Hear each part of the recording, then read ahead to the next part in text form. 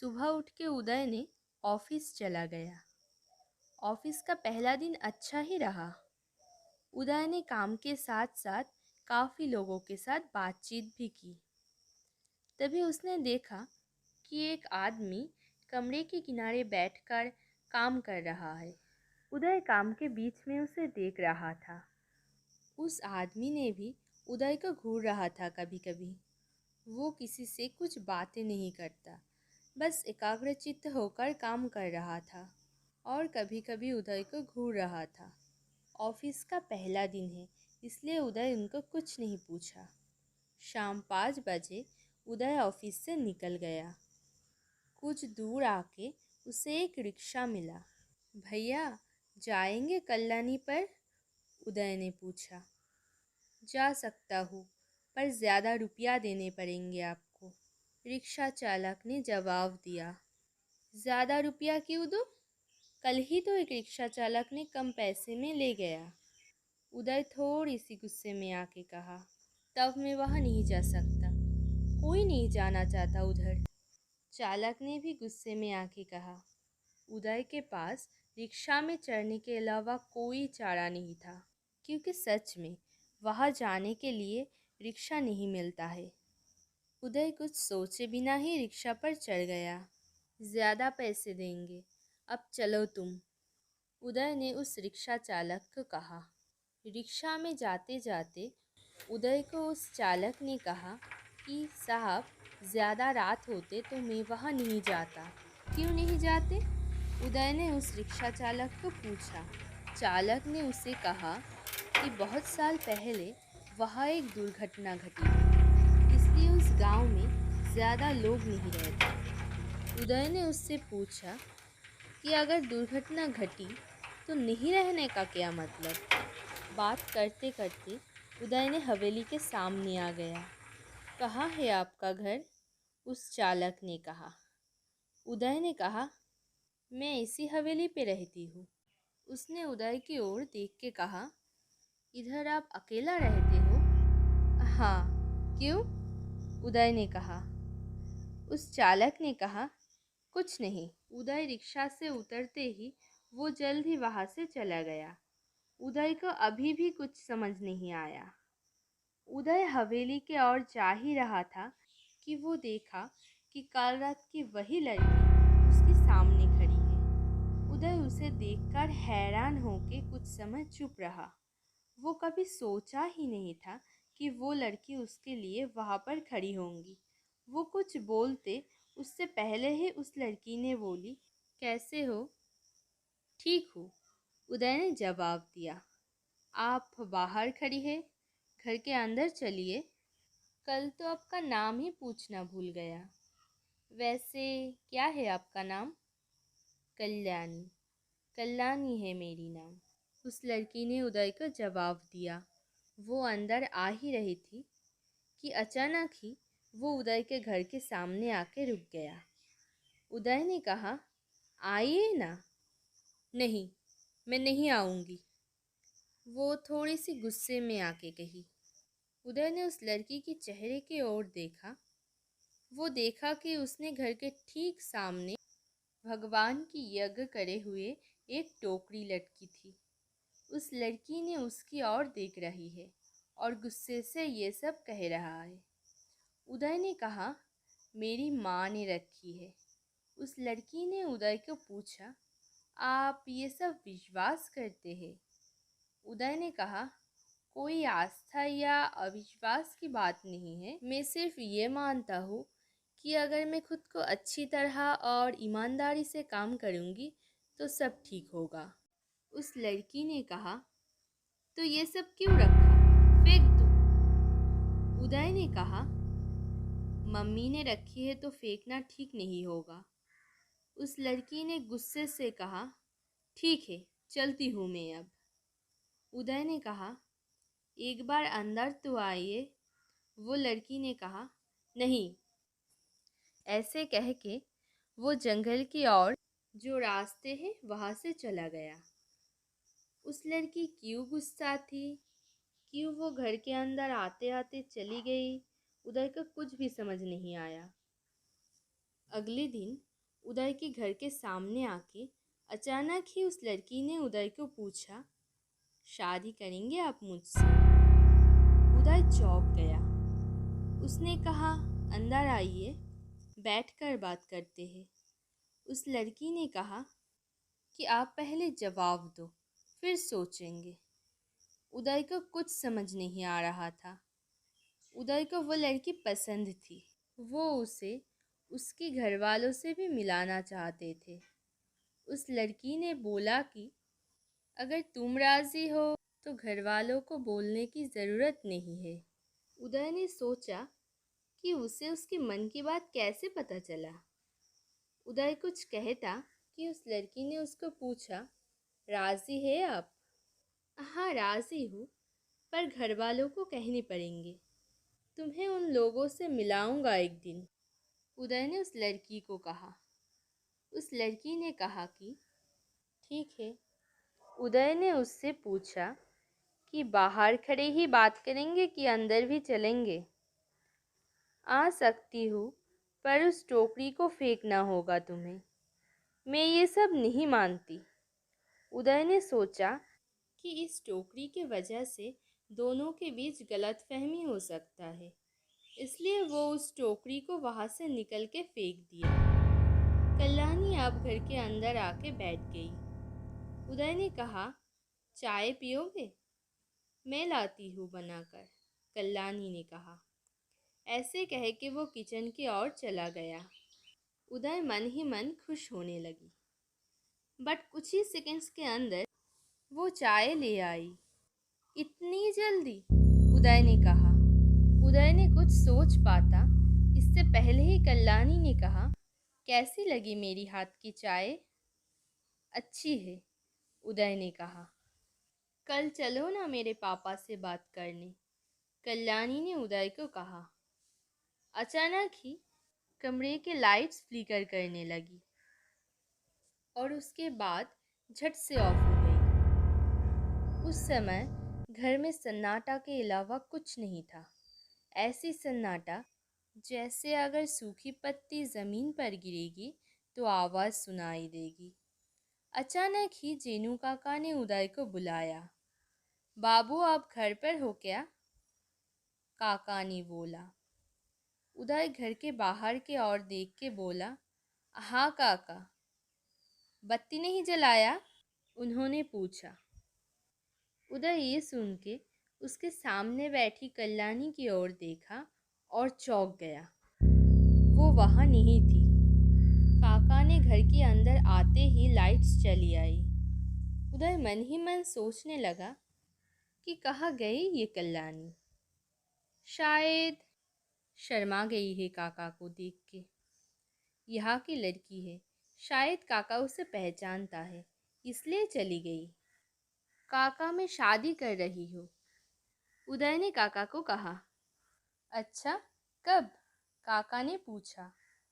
मैं उसके घर उसके पापा के साथ बात करने जाऊंगी, उदय ने जवाब दिया। खाना पकाने के बाद काका जाने लगा। जाने से पहले उदय ने उनको कल आने से मना किया।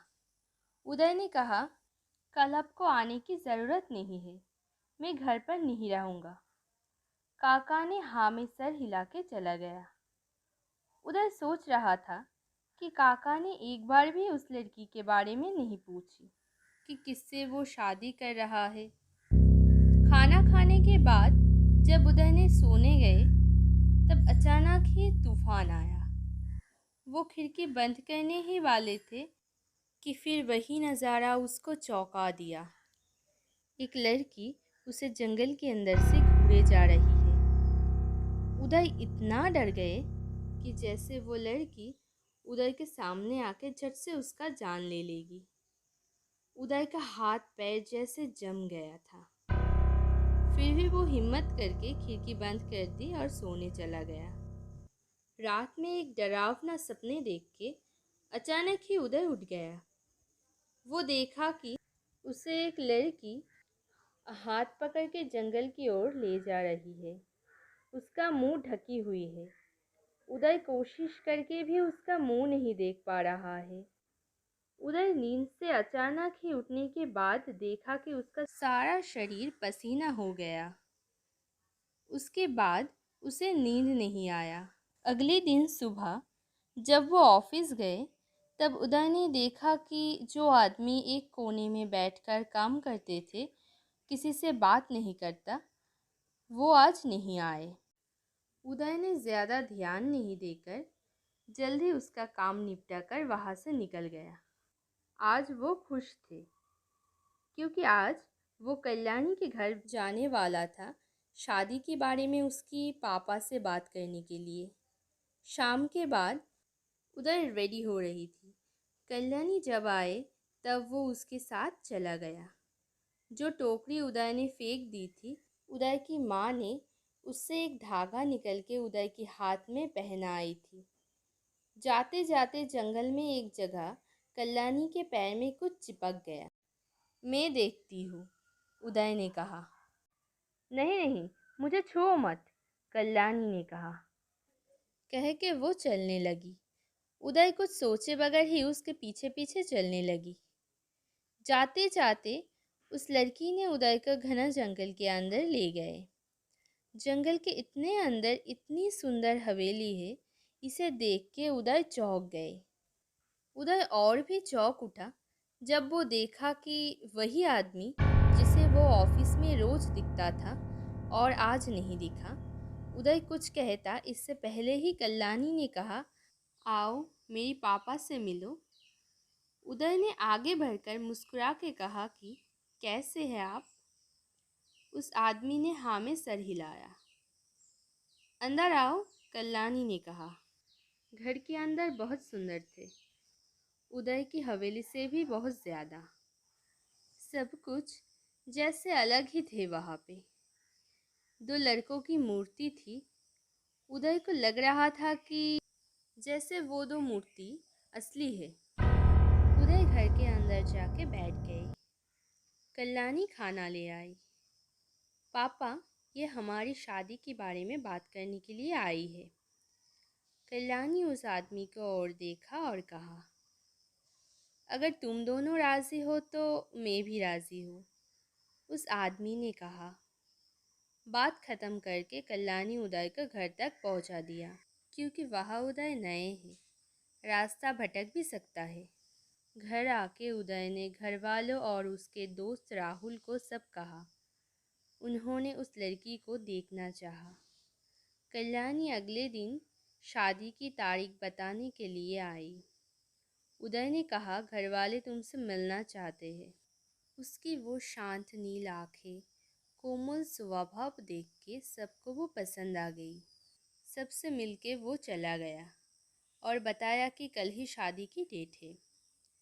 उदय ने राजी था, इसलिए उसके घर वाले और उसके दोस्त कुछ नहीं कहा। उन लोगों ने भी राजी हो गए। रात में सोने के बाद आज उदय को तो कोई सपना नहीं आए, पर उसके दोस्त राहुल को लगा कि कोई उसे बार बार पुकार रहा है। उदय नींद में थे, इसलिए वो उदय को नहीं उठाया। अगले दिन अमावस थी और उदय की शादी भी। शाम होने के बाद सब शादी के लिए निकल पड़े। सबने उस हवेली के सामने गया। रात में हवेली लाइट्स के वजह से और भी सुंदर लग रहा था। बट अंदर जाके वो देखे कि सब कुछ अजीब जैसा है। किसी का ध्यान ही नहीं है कि वो लोग आए हैं, जैसे सब हिप्नोटाइज करा हुआ है। अचानक ही उदय के पापा उदय को कहा, तेरे भाई और राहुल को कहीं देखा क्या? अभी अभी तो यहाँ थे, कहाँ गए? उदय ने कहा। उसको मजबूर होके घर के बाहर जाना पड़ा। जंगल के पास एक घर की खिड़की से उदय ने जो दिखा, उसे वो चौंक गए। उदय इतनी डर गए कि उनके मुंह से चीख निकलने ही वाले थे। वो मुंह के सामने हाथ डाल के चीख को रोक दिया। उदय ने देखा कि एक डायन जैसी लड़की शादी की जोड़ा पहने हुए रेडी हो रहा है। वो इतनी डरावनी और इतनी बदसूरत थी कि अगर वो उदय के सामने आए तो उदय शायद ही वहाँ से बच के निकलेगा। पास से कुछ लड़की ने बोला, हमारी कल्याणी इंसान से शादी कर रहा है। शादी? बलि दे रही है, बलि, एक लड़की ने कहा। उदय ने रियलाइज किया कि वो लड़की और कोई नहीं पर कल्याणी है। ये सुन के उदय का पूरा शरीर ठंड पड़ गए। जिस लड़की से वो इतनी प्यार करता है, जो इतनी सुंदर भी है, वो असल में कोई नहीं, एक डायन है। उदय भाग के उसके मम्मी पापा को ये बताने के लिए आए, तो वो लोग वहाँ पर नहीं थे। उदय भाग के वहाँ से जंगल में चले आए। वहाँ उसे कोई दिखा, कोई अघोरी।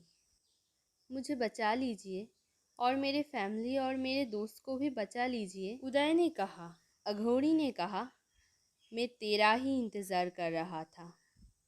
मेरे दोनों बेटे को मूर्ति बनाकर रखा, जल्दी चल।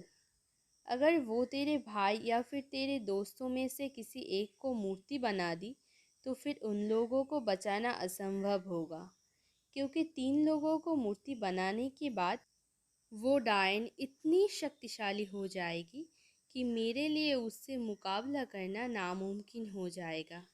जब वो लोग हवेली के सामने गए, तब उस डायन ने उदय के साथ उस अघोरी को देख के बहुत ज़्यादा गुस्सा होने लगी। उसका चेहरा और भी डरावना हो गए। उसकी आंखें लाल हो गई, बाल हवा में उड़ रहे थे। चेहरे पे इतने खरोच की निशान थी जैसे हजारों साल पुराना डायन हो। और असली रूप में आने के बाद वो उदय को पकड़ने गई, पर पकड़ नहीं पाई, क्योंकि उसके हाथ में वो धागा बंधी थी। उदय को अब समझ आया कि क्यों वो उस दिन पैर छूने से मना कर रही थी, और क्यों उस टोकरी को जब तक ना निकाला वो घर के अंदर नहीं गई। कैसे वो अचानक ही गायब हो जाती थी। जंगल में रात में वो ही थी जो उदय को हर रात पे घूरती थी। उस डायन ने दूसरी बार हमला करने ही वाली थी कि उस अघोरी ने कुछ मंत्र बोल के उदय के हाथ में पानी दे के कहा कि उस पे छिड़क दो। उदय ने वही की। पानी फेंकते ही उस डायन ने उदय को कहा, मैं तुझे नहीं छोड़ूंगी। तू हवेली के अंदर आके निकली कैसे यहाँ से? अघोरी ने कहा, छोड़ दे सबको, ठीक कर दे उस मूर्ति को। फिर मंत्र पढ़ना शुरू कर दी उसने। कुछ देर ऐसे करने के बाद उस डायन की शक्तियाँ उस अघोरी की शक्ति से कम पड़ गए। उस डायन ने कहा कि ठीक है, मैं सबको ठीक कर दूंगी, छोड़ दे मुझे, मैं चली जाऊंगी। तू यहाँ से चली जाएगी, इसका क्या प्रमाण है? अघोरी ने कहा। मैं यहाँ से जाते ही इस हवेली पहले जैसा हो जाएगा, उस डायन ने कहा। कह के वो सब लोग और मूर्ति को ठीक करके वापस चले गए। वो आज उदय को बलि चढ़ाने वाली थी। उस आदमी जिसे उस डायन ने पापा कह रहा था, वो उसके पास कैद जैसा था।